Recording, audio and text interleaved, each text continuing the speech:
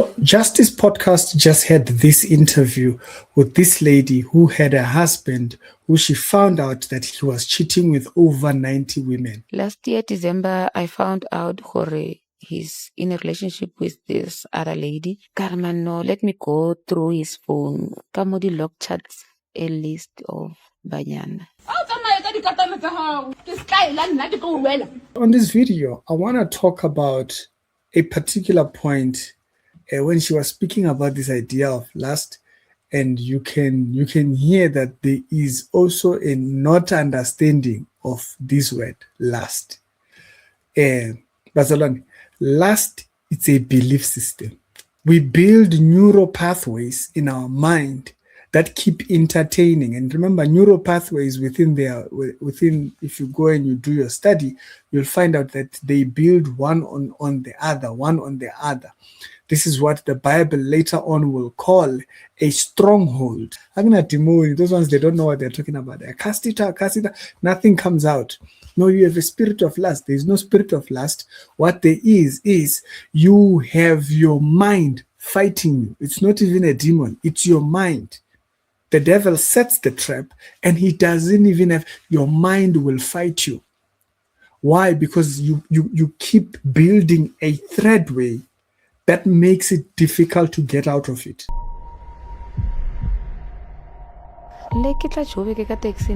While your man is driving a Porsche. Yeah. Porsche. Yo, it's insane. I'm serious.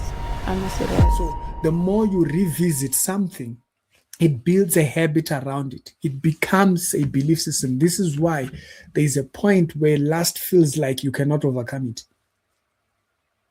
It's a belief system. So I want to play you this video of this interview, and it's very, very interesting, and I want us to talk about it. Please give me a minute, and I am telling you at the end of this video, you will know how to overcome this thing by just understanding what tools the Bible has given you pertaining this issue. I think I was 9 months. Yeah, I was 9 months because a week after Gibile Lingwan. This is too much. But yeah, ka ya ko yena ke ile ke sa mmotsa gore ke atla. Ke fitla ko yena ka tsena, then ka mo thola a fasitse. So yeah, wa bona from there ke mo ke be lore somar ke ntse bye bye, but I continued. Of koloi ke yona pile re tliseditseng mathata. No, sela driver double cab Ford.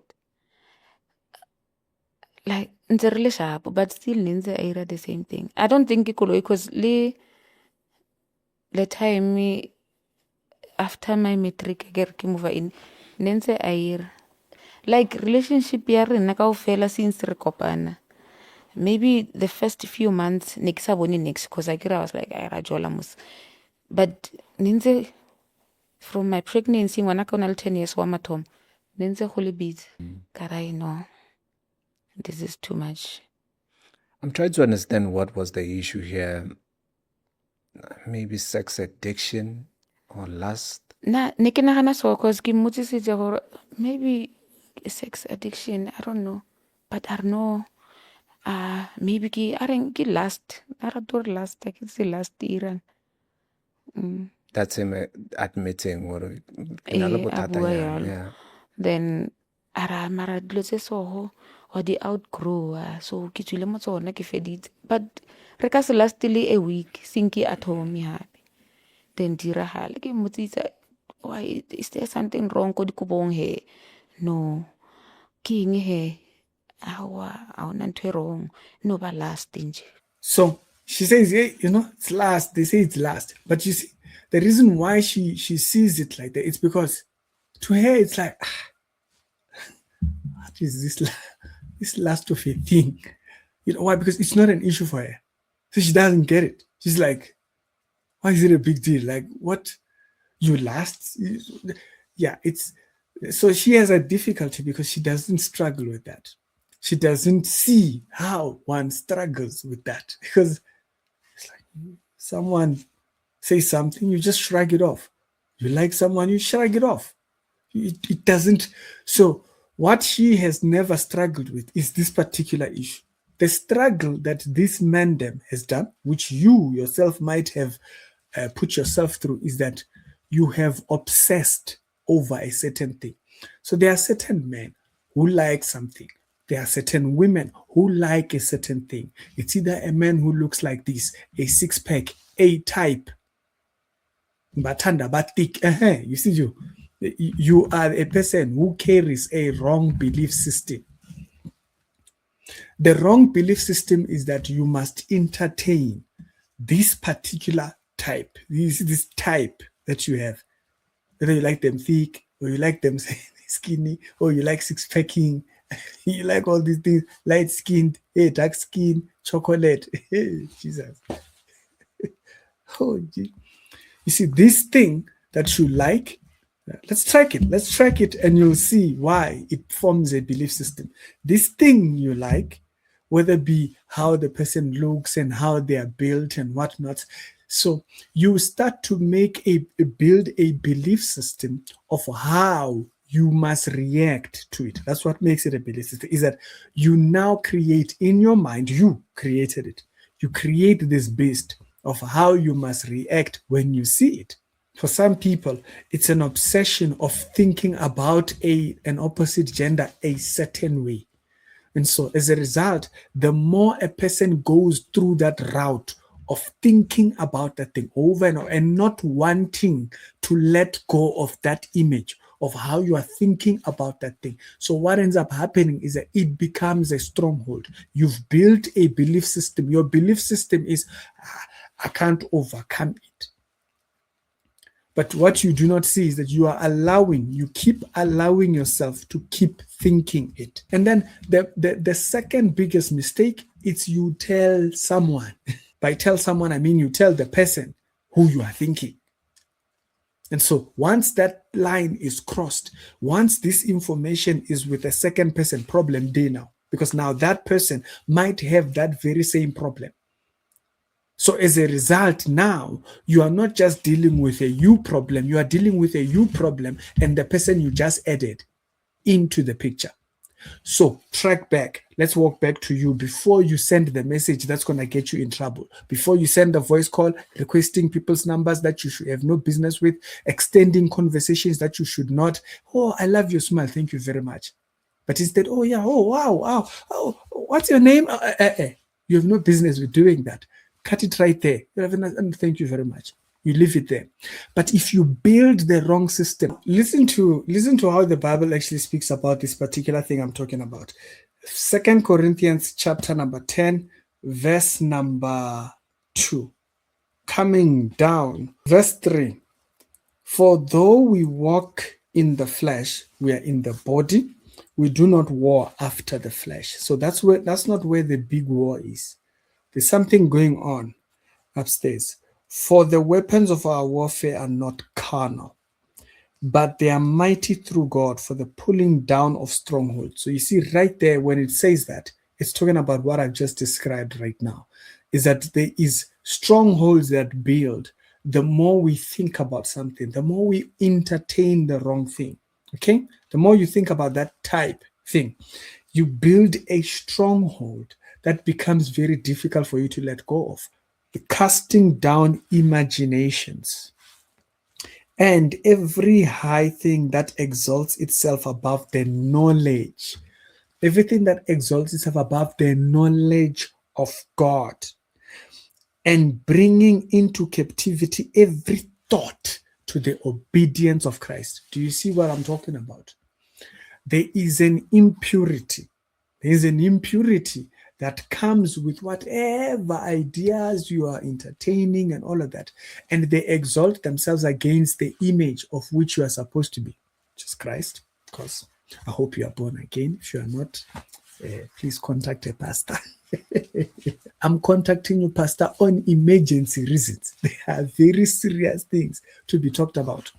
And so he says there is a knowledge of God that you are supposed to be thinking about. That's supposed to be something you take joy in. But now, this thing builds a belief system to entertain it. It becomes a center of worship. Yeah, you can literally worship men, worship men. Yeah. So a lot of lust is a form of self worship or human worship.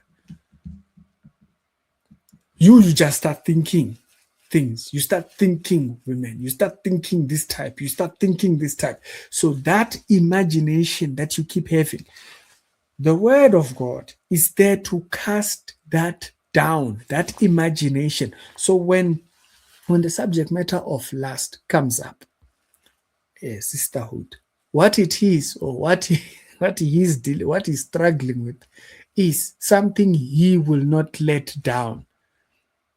Although for some people they might not understand it because they haven't struggled with that, what it is that there is an elevated image in that person's mind. Now, if that person is you have an elevated image that you will not let down. Why? Because you believe you should entertain it.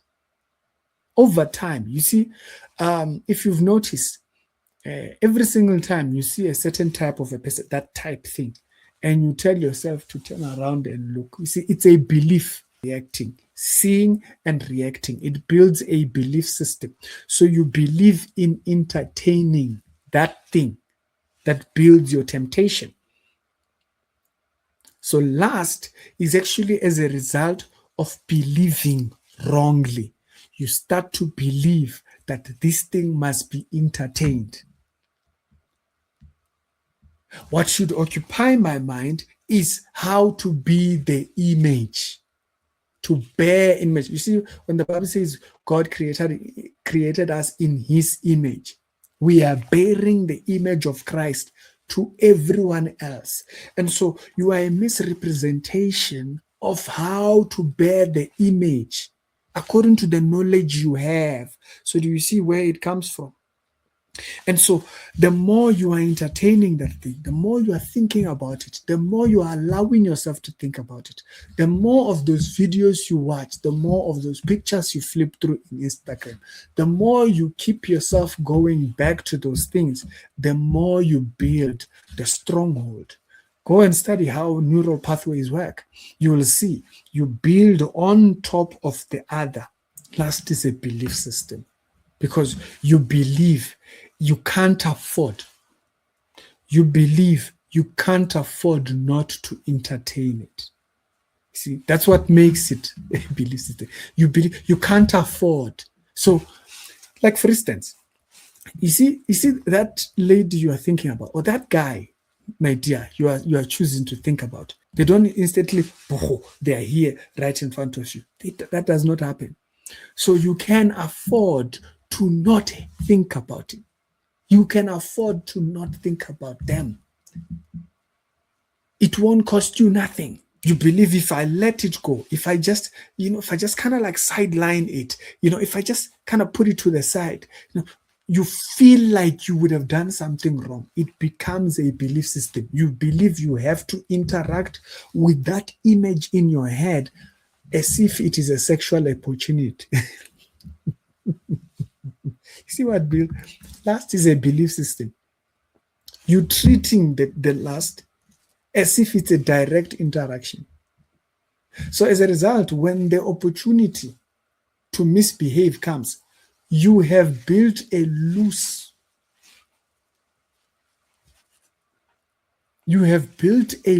version of reaction.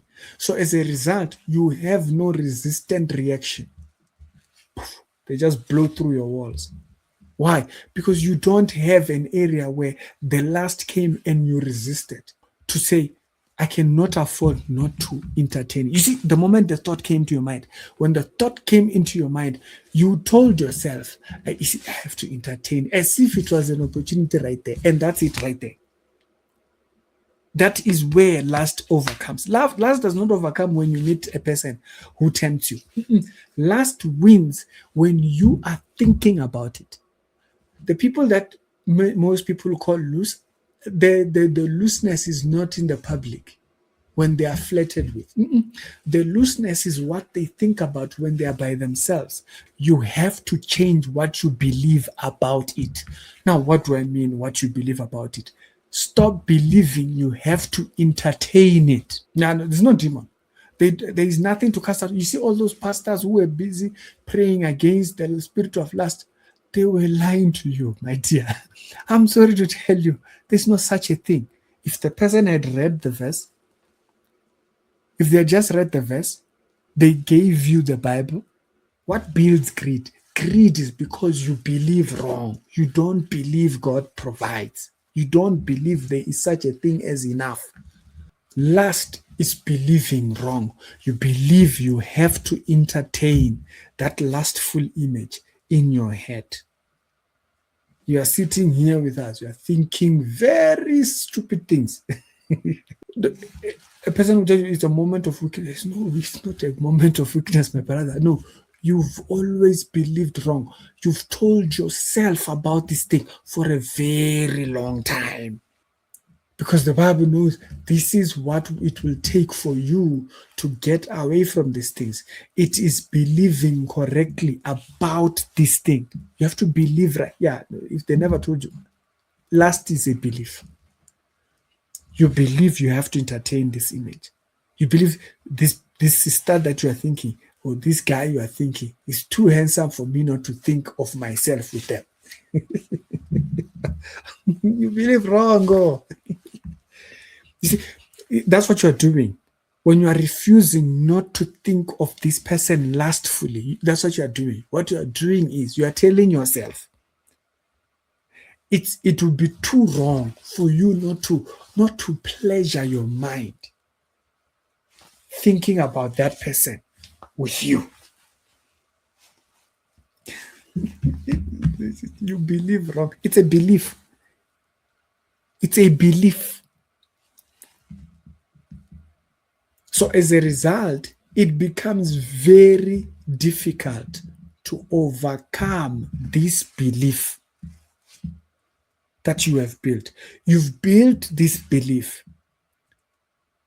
You build the belief that I have to entertain this thing. I have to entertain. No, this sister is too beautiful. If I don't think about it, that's what you're thinking. You're not thinking it like directly thinking. But by you refusing not to hold on to that image in your mind, you are saying, I believe I have to hold on to. Last, boom, done. The image bearer is not bearing the image. It's supposed to be. So you need to cast down. So meaning we believe wrong about entertaining that. How do I better me? Now that does not mean that you are not there busy thinking about business. Yeah. But that time when you are free, when you are idle, and you allow the image bearer to now be lifting and exalting an image that takes you back into lust, that's what happens. Historic Reality Show will do daily Christian commentary videos. Other episodes done today, they'll be down in the pinned comments. And I hope this video doesn't just find you well, I hope it sets you on a different path. It's a belief system. You believe wrong.